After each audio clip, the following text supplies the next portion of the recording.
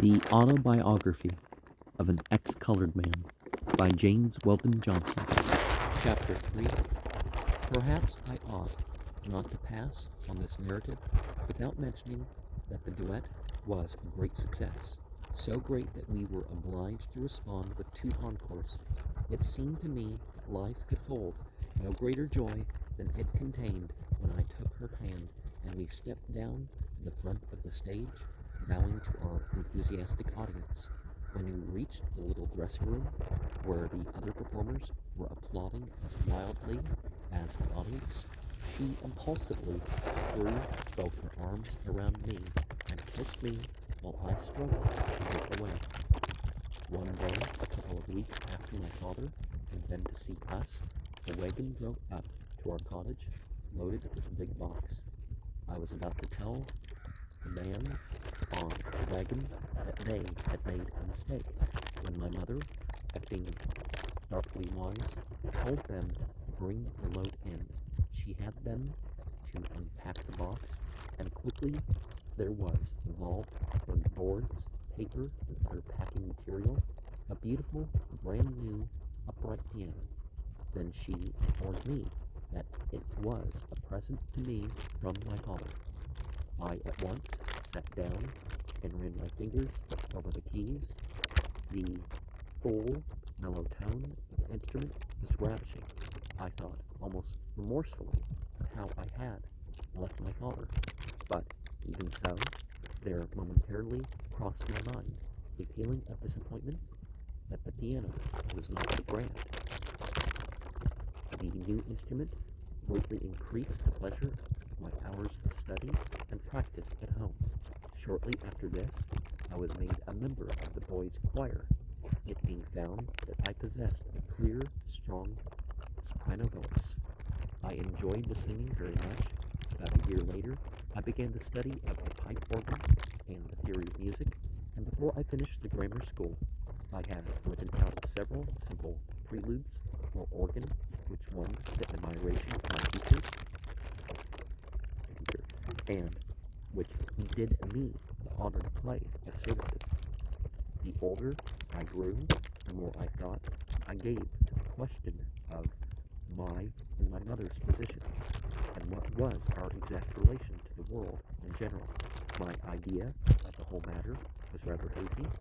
My study of United States history had been confined to those periods which were designated in my book as discovery, colonial, revolutionary, and constitutional. I now began to study about the Civil War, but the story was told in such a condensed and skipping style that I gained from it very little real information. It is a marvel how children ever learn any history out of books of that sort. And two, I began now to read the newspapers. I often saw articles which aroused my curiosity, but did not enlighten me. But one day, I drew from the circulating library a book that cleared the whole mystery, a book that I read with the same feverish intensity with which I had read the old Bible stories, a book that gave me my first perspective of the life I was entering. That book was Uncle Tom's Cabin. This work of Harriet Beecher Stowe has been the object of much unfavorable criticism. It has been assailed not only as fiction of the most imaginative sort, but as being a direct misrepresentation. Several successful attempts have lately been made to displace the book from northern school libraries. Its critics would brush it aside with the remark that there never was a Negro as good as Uncle Tom, nor a slave.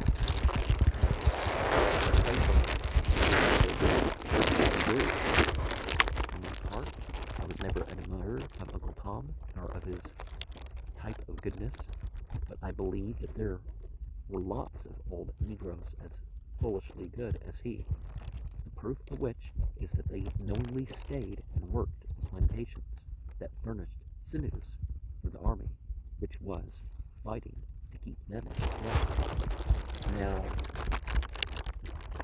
New York, at the peak of slavery, had twice the slaves of Georgia, which was the biggest slave state of the South. And the whole thing was economic. And after the war, between the prison system and otherwise, New York and California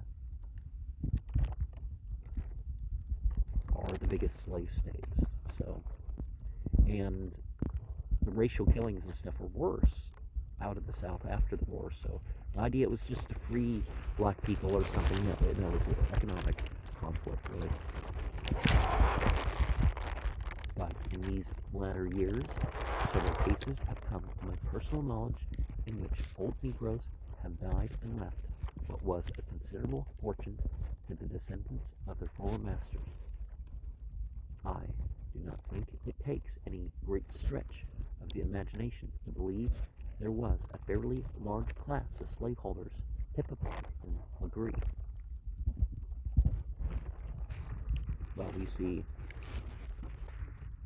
prison profiteer corporate heads now just as bad or worse.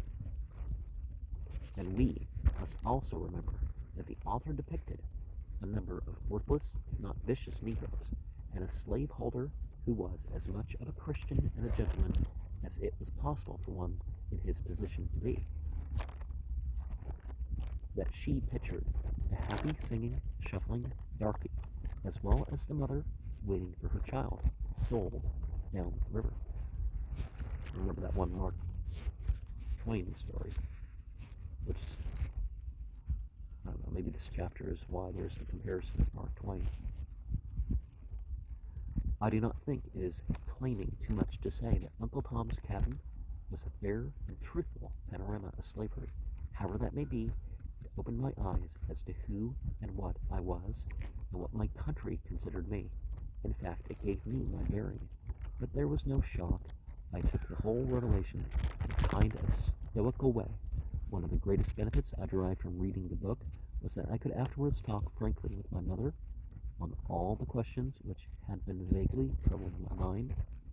As a result, she was entirely freed from reserve, and often herself brought up the subject, talking of things directly touching her life and mine, of things which had come down to her through old folks, which she told me interested and even fascinated me, and what may seem strange, kindled in me a strong desire to see the South. She spoke to me quite frankly about herself, my father, and myself.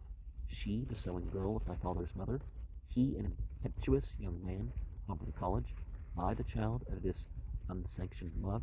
She told me, even, the principal reason for our coming north. My father was about to be married to a young lady of another great southern family. She did not neglect to add that another reason for our being in Connecticut was that he intended to give me an education and make a man of me. In none of her talks did she ever utter one word of complaint against my father. She always endeavored to impress upon me how good he had been and still was, and that he was all to us that custom and the law would allow.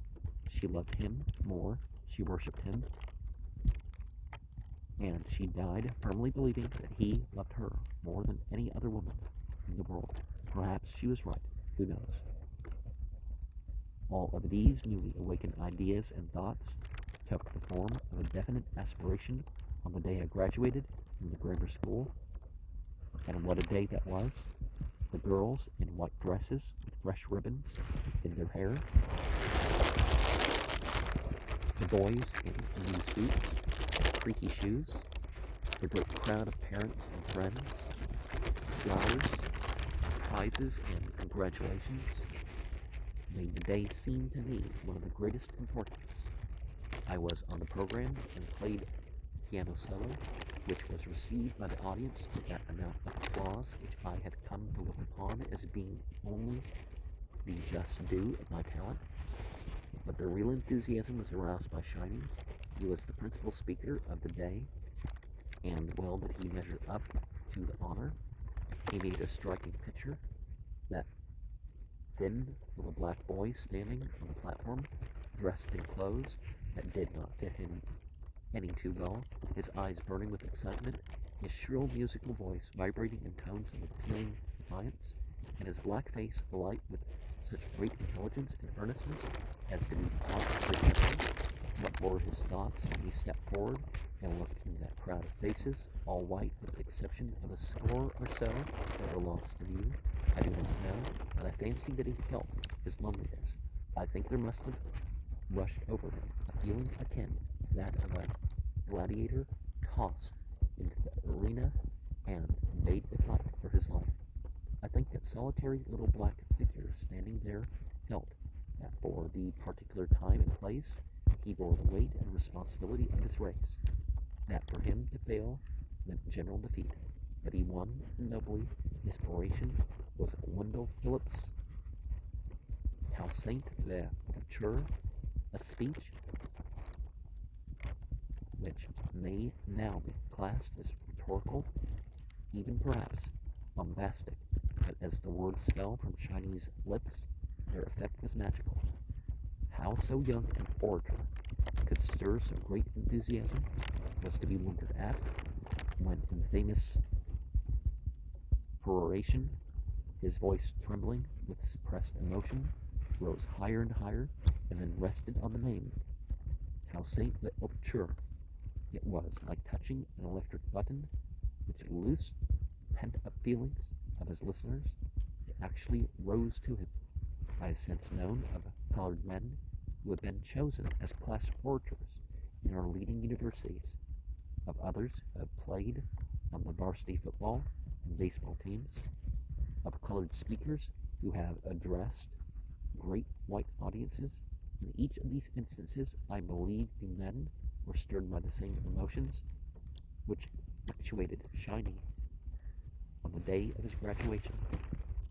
And two, in each case where the efforts have reached any high standard of excellence, they have been followed by the same phenomena of enthusiasm.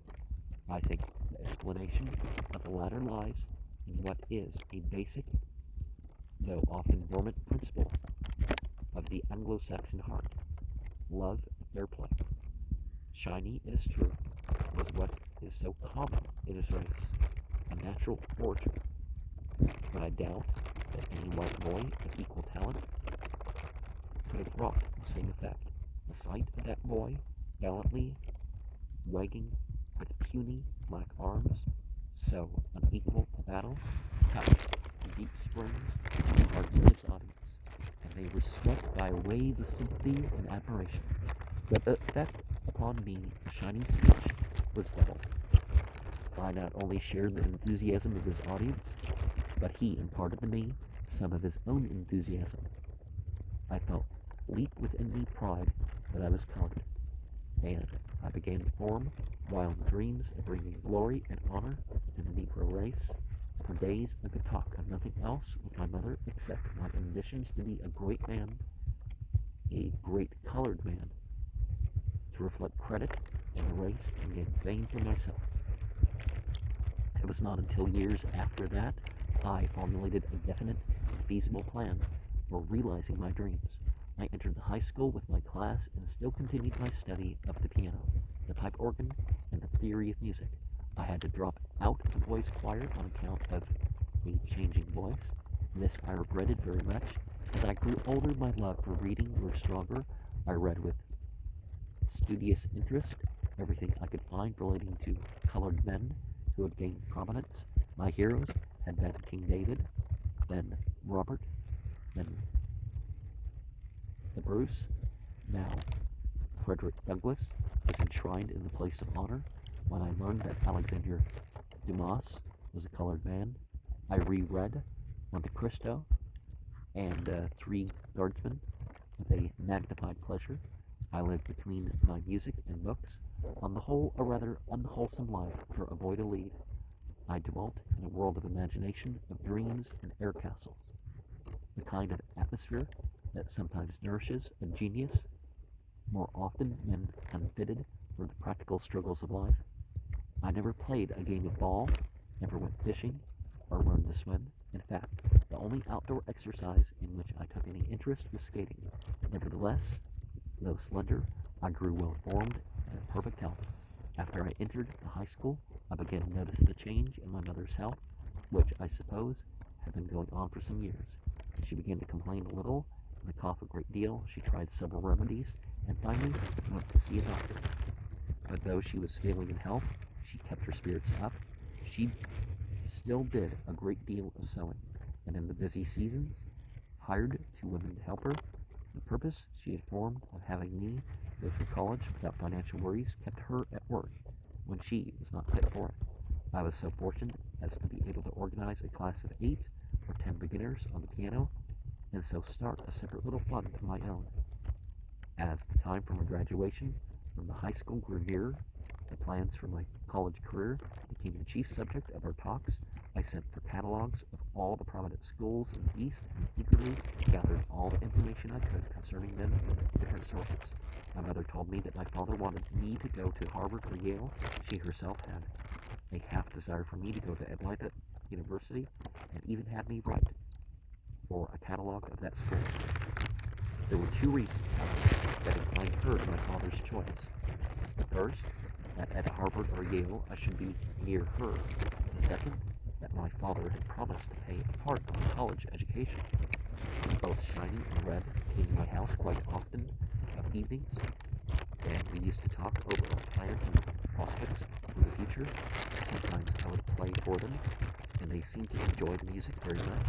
My mother often prepared sundry southern dishes for them, which I'm not sure, but that they enjoyed more. Shiny had an uncle in Amherst, Massachusetts, and he expected to live with him and work his way through Amherst College.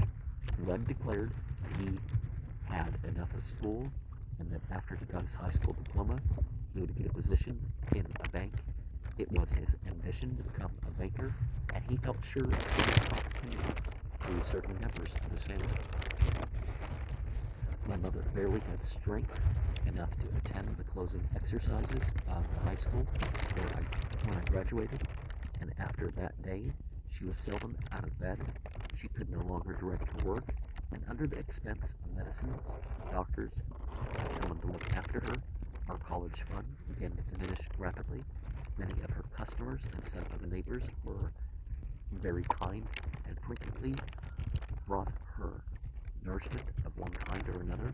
My mother realized what I did not, that she was mortally ill, and she had me write a long letter to my father.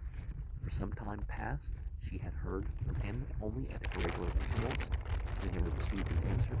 In those last days, I often sat at her bedside and read to her until she fell asleep.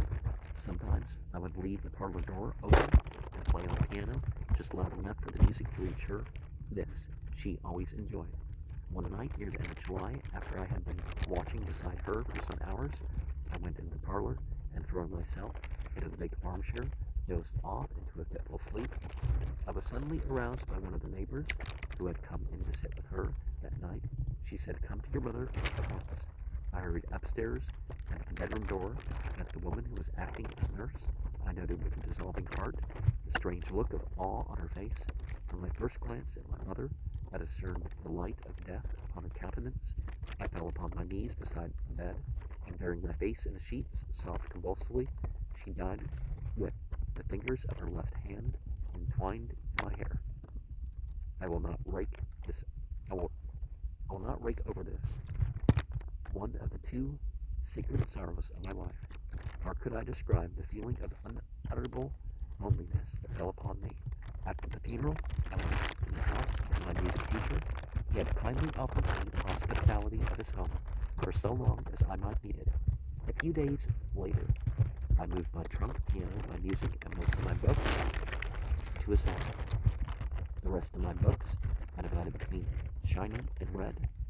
Some of the household effects I gave to Shiny's mother, and to 2 or 3 of the neighbors who had been kind to us during my mother's illness. The others I sold. After settling up my little estate, I found that besides a good supply of clothes, a piano, some books, and other trinkets, I had about $100 to pay. The question of what I was to do now confronted me. My teacher suggested a concert tour, but both of us realized that I was too old to be exploited as an infant prodigy, and too young and inexperienced to go before the public as a finished artist. He, however, insisted that the people of the town would generously patronize a benefit concert, so took up the matter and made arrangements for such an entertainment.